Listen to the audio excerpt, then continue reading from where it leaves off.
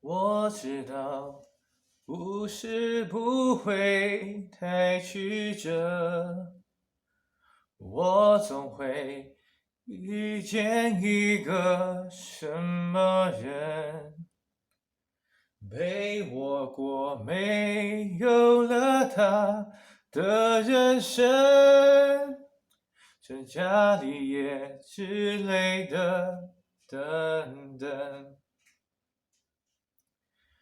他做了他觉得对的选择，我只好祝福他真的对了。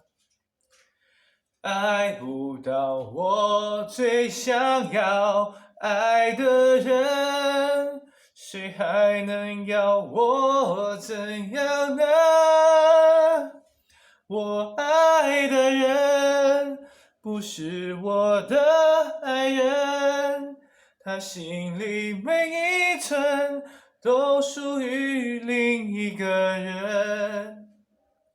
每当听见他或她说我们，就像听见爱情永恒的嘲笑声。